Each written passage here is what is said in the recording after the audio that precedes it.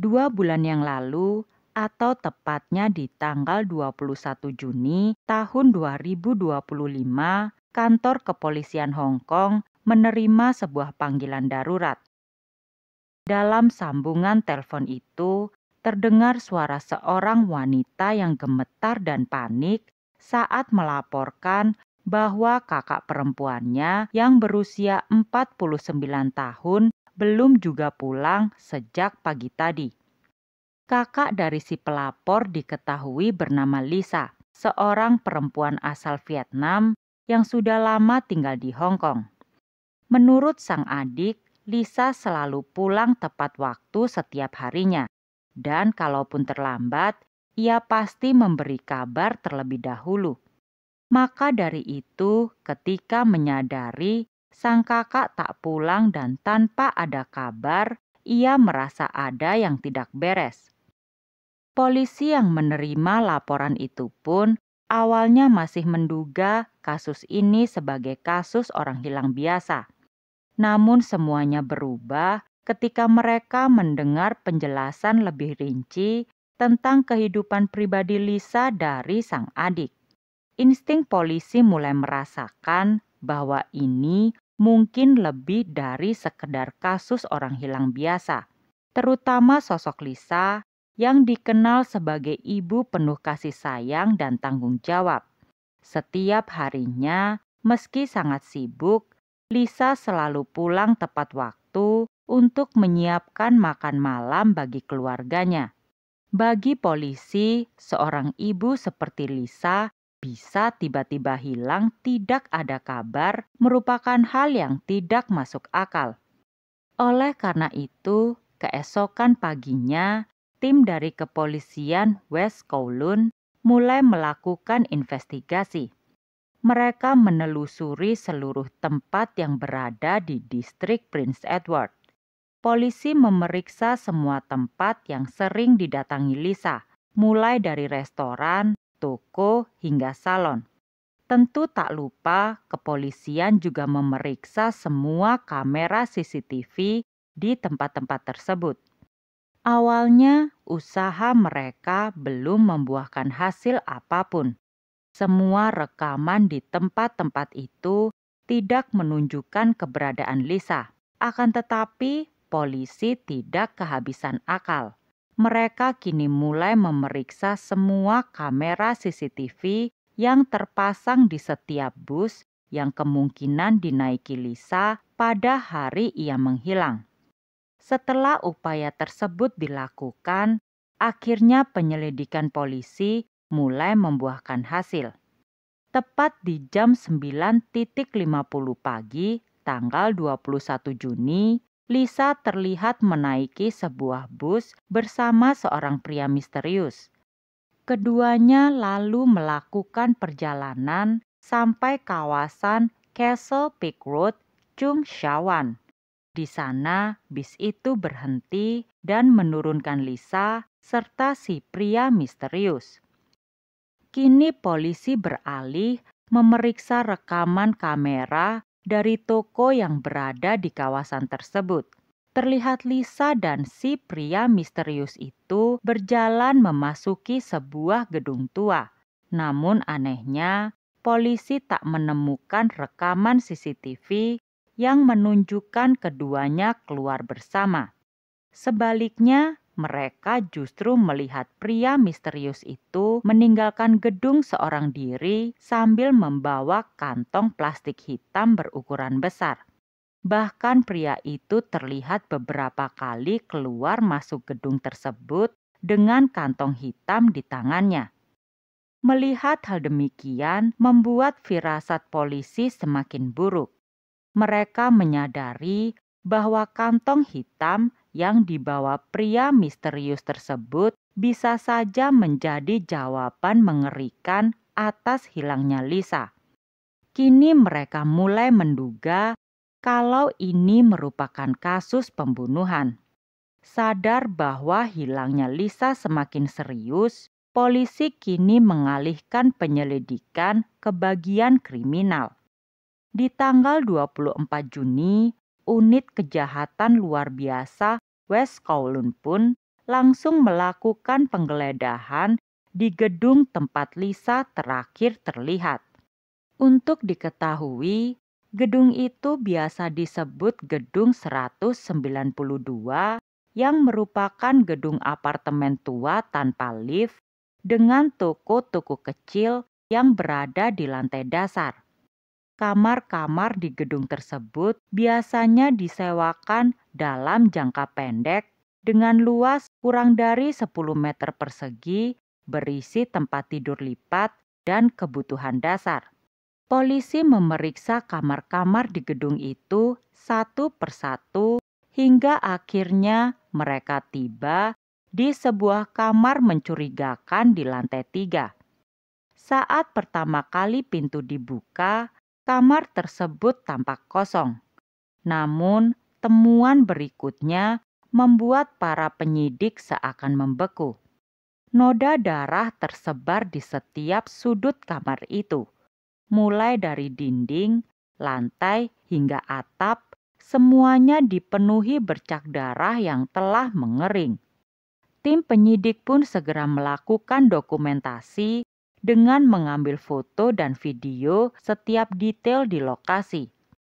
Di sisi lain, tim forensik yang juga berada di TKP menyimpulkan bahwa kemungkinan akan adanya bercak darah bisa sampai berada di langit-langit ruangan disebabkan oleh pelaku yang menyerang korban dengan sangat brutal. Namun meski begitu, pihak forensik juga mendapati bau cairan pemutih yang menyengat di salah satu ruangan dalam kamar tersebut. Hal itu membuktikan bahwa pelaku telah berusaha membersihkan TKP. Dan benar saja, petugas akhirnya menemukan 2 botol bahan kimia di sudut kamar mandi. 1 botol berisi pemutih dan 1 lagi berisi cairan pembersih yang keduanya dalam keadaan terbuka. Yang tidak kalah penting adalah polisi akhirnya menemukan sebuah gagang pisau kayu yang sudah patah berada di bawah ranjang. Gagang pisau itu masih berlumuran darah kering yang kemudian diidentifikasi sebagai gagang golok dapur berukuran besar. Selain itu, pihak forensik juga menemukan serat kain kecil serta potongan plastik hitam yang tersebar di ruangan tersebut. Kemungkinan besar potongan itu berasal dari kantong sampah yang sama seperti yang dibawa pria misterius sebelumnya. Semua barang bukti dan juga petunjuk-petunjuk tersebut membuat polisi yakin kalau si pelaku telah membunuh korban di kamar itu, lalu melakukan mutilasi pada tubuh korban dan kemudian berusaha menghapus semua jejak kejahatannya dengan bahan kimia. Potongan tubuh korban yang sudah terpotong-potong kemudian dimasukkan ke dalam kantong sampah besar dan dibuang secara diam-diam. Dan jika menelisik dari kamera CCTV yang sebelumnya sudah diperiksa oleh polisi, mereka sudah hampir bisa memastikan kalau korban adalah Lisa yang sebelumnya dilaporkan menghilang. Oleh karena itu, pihak kepolisian pun meminta informasi perihal kehidupan pribadi Lisa dari keluarga terdekatnya. Lisa yang mempunyai nama asli Luong Tu lahir pada tahun 1976 di sebuah provinsi bernama Quang Tri, Vietnam. Di tahun 1989, ketika Lisa berusia 13 tahun, ia dan keluarganya pindah ke Hong Kong. Selama kurang lebih 36 tahun menetap di Hong Kong, Lisa selalu bekerja keras demi keluarganya. Ia diketahui sempat menikah dengan seorang pria yang juga berasal dari Vietnam ketika tinggal di sana. Dan dari pernikahan itu, Lisa dikaruniai 2 orang anak. Namun pernikahan itu berakhir dengan perceraian dan Lisa pun harus membesarkan kedua anaknya sendirian. Menurut keluarganya, meski hidupnya berat, Lisa dikenal sebagai seorang ibu yang sangat bertanggung jawab. Di mata para tetangga, ia begitu ramah dan suka membantu. Di mata anak-anaknya, Lisa dikenal punya sikap tegas namun penuh dengan kasih sayang. Sang adik juga menceritakan bahwa belakangan ini Lisa sedang menjalin hubungan dengan seorang pria Hong Kong yang bernama Kwang. Tak jauh beda seperti Lisa, Kwang adalah seorang pria dengan satu orang anak. Ia merupakan pekerja konstruksi di daerah tersebut. Menurut sang adik, hubungan Lisa dan Kwang sudah sampai pada tahap di mana mereka tinggal bersama sambil membawa anak mereka masing-masing. Maka dari itu, keduanya pun menyewa sebuah apartemen yang terletak di distrik Prince Edward. Keduanya pun menjalani hidup bahagia di apartemen mereka. Sementara itu, beberapa orang penyidik yang kini tengah melakukan pemeriksaan di kamar kos berdarah tersebut tidak berhenti pada temuan awal mereka.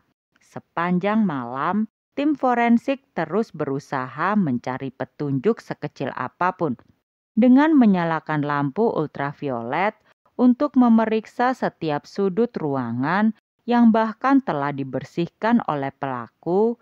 Mereka memeriksa dinding, lantai, hingga celah-celah kecil di sambungan keramik. Tampak bercak-bercak darah yang sebelumnya coba dihapus. Sampel-sampel darah yang sebelumnya ditemukan pun dikumpulkan, lalu dibawa ke laboratorium untuk diperiksa. Hasil awal menunjukkan bahwa semuanya cocok dengan golongan darah Lisa. Bagi polisi, ini semakin memperkuat dugaan bahwa di kamar sempit itulah sebuah kejahatan mengerikan benar-benar telah terjadi. Hasil lab juga memeriksa temuan sidik jari. Hasilnya ada 2 sidik jari, milik Lisa, sedangkan satunya lagi milik orang yang tidak diketahui. Polisi lalu mencoba mencocokkannya dengan database kriminal Hong Kong. Namun anehnya tidak ada kecocokan. Langkah berikutnya adalah menelusuri pergerakan Lisa sebelum hilang. Mereka kembali memeriksa lebih detail rekaman kamera CCTV yang berada di dalam bus yang dinaiki Lisa bersama si pria misterius. Pria itu berbadan tinggi, kurus, mengenakan masker yang menutupi sebagian wajah. Polisi memeriksa detik demi detik rekaman tersebut sampai akhirnya mereka mendapat petunjuk penting. Di satu momen si pria misterius tertangkap kamera menurunkan maskernya untuk minum.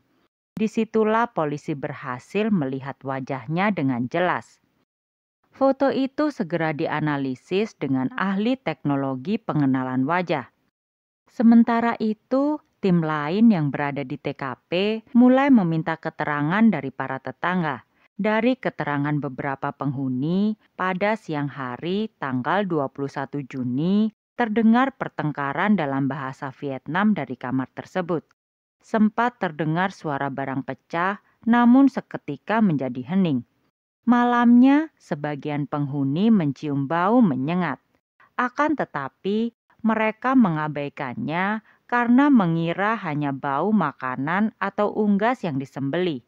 Kesaksian ini menambah kepingan puzzle yang sedang dirangkai polisi.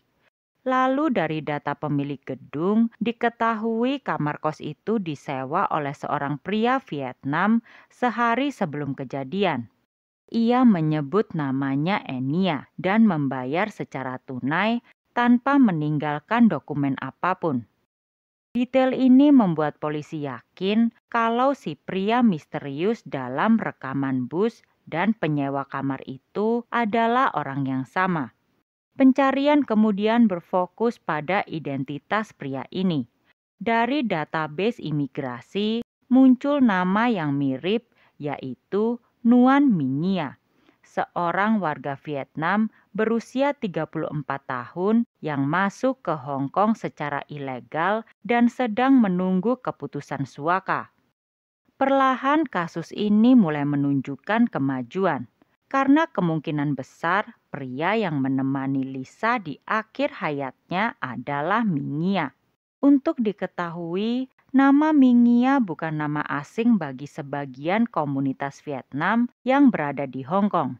Lelaki berusia 34 tahun itu datang sebagai pencari suaka sejak tahun 2022 lalu. Hidupnya tak menentu, berpindah dari satu pekerjaan kasar ke pekerjaan lain. Dari kuli bangunan, pencuci piring di rumah makan, sampai ikut terlibat dalam perjudian ilegal demi bertahan hidup dengan uang seadanya. Tapi di balik wajahnya yang dingin, tersimpan masa lalu kelam. Catatan dari Vietnam menunjukkan bahwa di tahun 2019, Mingia pernah terlibat perkelahian yang berujung kematian seorang pemuda. Ia dituntut atas kasus pembunuhan, namun berhasil melarikan diri sebelum ditangkap. Ia kabur ke Tiongkok, lalu menyelinap ke Hong Kong dengan perahu ilegal. Di lingkungan sesama imigran, Mingia dikenal sebagai sosok yang kasar dan temperamental. Ia gemar menceritakan prestasi kelamnya ketika masih di Vietnam, seakan bangga dengan reputasi buruknya itu. Pada lengannya terdapat sebuah tato burung elang besar, seolah menjadi simbol gaya hidup preman yang ia pilih. Lalu bagaimana seorang kriminal seperti Mingia bisa bertemu wanita seperti Lisa? Kala itu saat pertama kali tiba di Hong Kong, Mingia rupanya sempat ditampung oleh Lisa. Mungkin karena Lisa merasa Mingia juga orang Vietnam, ia pun diberi tempat tinggal sementara. Tak hanya itu, bahkan Lisa juga memperkenalkan Mingia dengan pemilik restoran agar ia bisa bekerja sebagai pencuci piring. Lisa menganggap itu bentuk solidaritas sebagai sesama perantau. Namun rupanya kebaikannya itu tidak berbalas. Setelah beberapa waktu, Mingia seakan memanfaatkan kebaikan Lisa dengan selalu meminjam uang dari Lisa. Tidak pernah berniat mengembalikannya. Menurut kesaksian teman dekatnya, beberapa minggu sebelum kejadian, Lisa sering mengeluhkan bahwa seseorang yang juga sesama warga Vietnam mengancamnya soal hutang. Meski saat itu Lisa tak mau menyebutkan nama, namun semua orang hampir bisa menebak siapa yang dimaksud. Bahkan pada awal Juni, Mingia sempat datang ke restoran tempat Lisa bekerja. Dalam keadaan mabuk, ia meminta uang dengan kasar yang tentu membuat Lisa ketakutan dan buru-buru menghindar. Rupanya ancaman itu nyata dan ternyata hanya menunggu waktu sebelum benar-benar berubah menjadi tindakan kejam. Kini polisi nampaknya sudah memiliki cukup bukti untuk mencurigai kalau Mingialah yang menjadi pelaku pembunuhan Lisa. Namun kisah ini belum selesai sampai di situ. Diketahui setelah menghabisi Lisa, Mingia ternyata tidak langsung kabur begitu saja. Dari rekaman CCTV di sekitar Sam Shui Po, polisi menemukan sosoknya masih berkeliaran setelah tanggal 21 Juni. Yang menarik adalah ada seorang wanita muda yang kerap terlihat bersamanya. Penyelidikan kemudian mengarah kepada identitas wanita itu. Diketahui si wanita yang terlihat bersama Mingia bernama Fu Tilu yang berusia 25 tahun. Ia diketahui merupakan kekasih dari Mingia. Sama seperti Lisa dan Mingia, Lu juga warga Vietnam yang tengah menunggu keputusan suaka di Hong Kong. Meski Lu tidak terlibat langsung dalam pembunuhan, ia jelas berperan dalam pelarian. Dari hasil interogasi saksi, diketahui bahwa Lu beberapa kali terlihat berpindah tempat bersama Mingia. Lu juga bahkan ikut menyiapkan jalur kabur Mingia. Mendapatkan informasi tersebut membuat polisi harus bergerak cepat. Berdasarkan pelacakan sinyal ponsel, Lu akhirnya ditemukan bersembunyi di sebuah rumah kos di kawasan Shamshuipo. Tepat di tanggal 25 Juni malam, pasukan khusus akhirnya melakukan penggerebekan. Lu ditangkap tanpa perlawanan. Wajahnya pucat dan tubuhnya gemetar. Saat diinterogasi, Lu mengakui bahwa memang benar ia tahu Mingia telah membunuh Lisa. Ia mengaku menemaninya berpindah-pindah tempat setelah kejadian hingga akhirnya mengantarkan Mingia untuk kabur dengan menaiki sebuah perahu dari tepi laut Sim Shasui. Dari sanalah Mingia kabur menuju Shenzhen atau Guangdong sebelum mungkin mencari jalan pulang ke Vietnam. Alasan Lu membantu Mingia pun tak masuk akal. Ia berkata karena rasa cinta bercampur ketakutannya yang membuat dirinya tak sanggup untuk menolak permintaan Mingia. Dari penangkapan Lu ini, polisi mendapatkan barang bukti penting yaitu sebuah ponsel milik Mingia serta kartu pos dengan alamat kontak di perbatasan Vietnam dan Tiongkok. Semua ini menjadi petunjuk baru sekaligus menguatkan dugaan bahwa Mingia sudah merencanakan pelarian lintas negara. Sementara itu, aparat Hong Kong segera memperluas kerjasama internasional. Mereka menghubungi pihak Tiongkok dan Vietnam, mengirimkan data serta foto Mingia. Buronan seperti Mingia memang harus segera ditangkap, karena jelas ia adalah ancaman yang bisa mengulangi kejahatannya kapan saja dan kepada siapapun. Di sisi lain, setelah penangkapannya, Lu langsung dibawa ke pengadilan. Ia didakwa membantu buronan melarikan diri, sebuah tuduhan serius dengan ancaman hukuman hingga 15 tahun penjara. Lu hanya terdiam di ruang sidang, menerima keputusan hakim untuk tetap ditahan hingga persidangan berikutnya. Sementara itu, Mingia sendiri masih belum diketahui keberadaannya dan hingga video ini dibuat, ia masih buron. Jika nantinya ia tertangkap di Hong Kong, ia hampir pasti akan menghadapi tuduhan pembunuhan dengan hukuman penjara seumur hidup. Tapi kalau ia tertangkap di Vietnam, proses hukum bisa lebih rumit karena tidak adanya perjanjian ekstradisi. Yang pasti dimanapun Mingia kini berada, ia pasti akan segera mendapatkan hukumannya.